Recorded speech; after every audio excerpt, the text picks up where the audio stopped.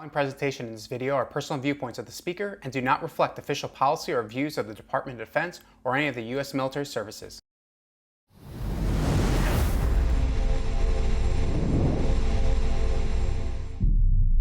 Welcome back to Shoot, Move, Communicate, where we provide training for military members to be fit for the fight in life, namely be physically, mentally, and spiritually prepared for the violence of combat and tackling obstacles in everyday life.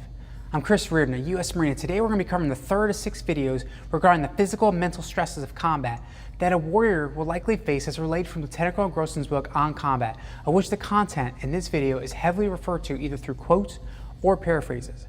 In particular today, we're going to be covering the 5 psychological performance conditions based on a fear-induced response and their physiological effects on the body. So I hope you join us in on this important conversation.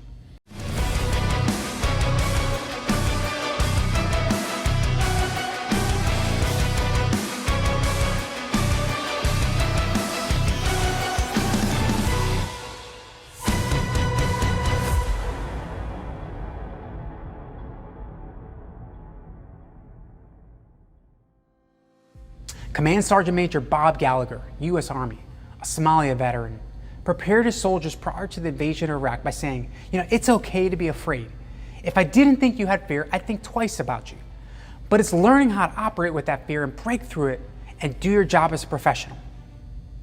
Lieutenant Colonel Grossman, U.S. Army retired, a famous Army psychologist remarks, reacting calmly and rationally to fire, taking necessary and appropriate actions in situations involving heights, and dealing effectively with an attacking dog are examples of skills that save lives, but they are not the hardest thing that warriors are called upon to do.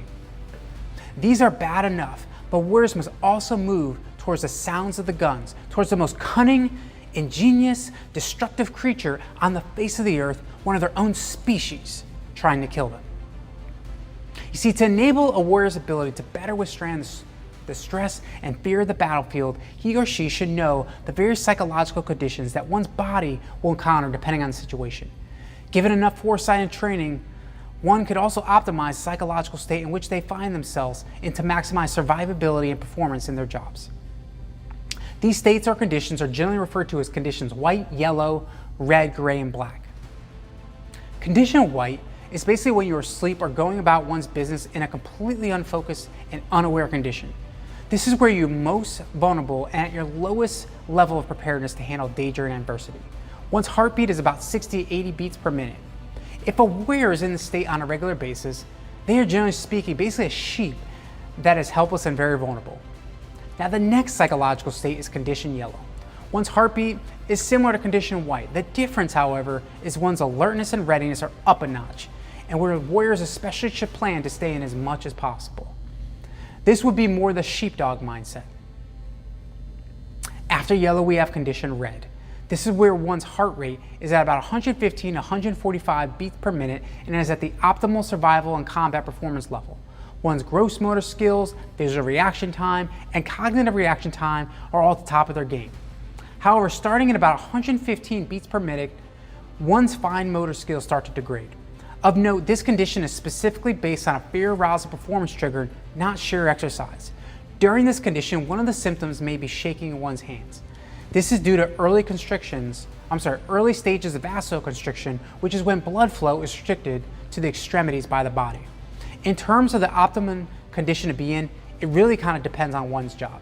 You see, if you're a sniper, a pilot, a communicator, intelligence professional, etc., it's important to do one's best to stay in condition yellow to maintain fine motor and complex thinking skills.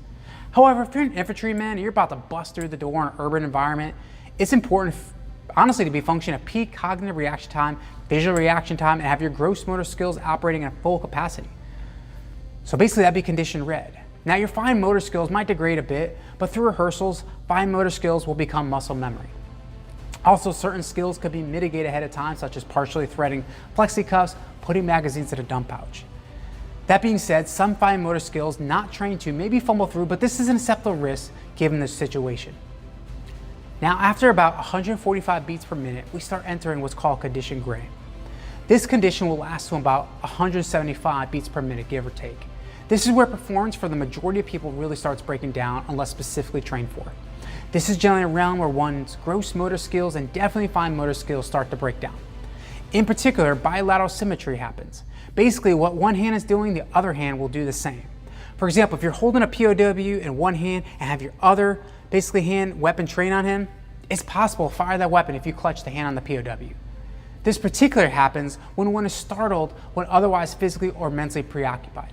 In general, it only takes about 4 involuntary actions that are going to happen in about 150 milliseconds.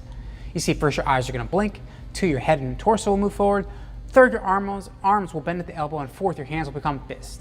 If an individual in this case is under extreme stress and adrenaline is entered into the body, the response contraction of the hands can produce about 25 pounds of pressure. This is approximately twice the amount needed to trigger a double action revolver. One safeguard to this is the standard safety rule of keeping a finger straight and off the trigger until ready to fire. However, even then, the finger can inadvertently slip into the trigger, which will cause a discharge. Thus, aiming one weapon in a safe direction, such as alert into the dirt, until necessary will be crucial in an intense situation. Now, the last condition that a warrior does absolutely not want to end up in, but may anyhow, is called condition black. This is where one's heart rate is generally shot up past 175 beats per minute. While some warriors and athletes, like race car drivers, can perform well up to 175 beats per minute and psychologically stay in condition red, all bets are off after this point.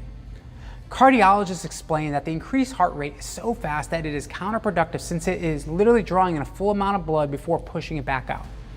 Thus, the level of oxygen to the brain steadily decreases. One's thinking essentially stops, and while you can still fight, you're really not fighting effectively. With a fear-induced heart rate, one's face will turn white as vasoconstriction kicks in.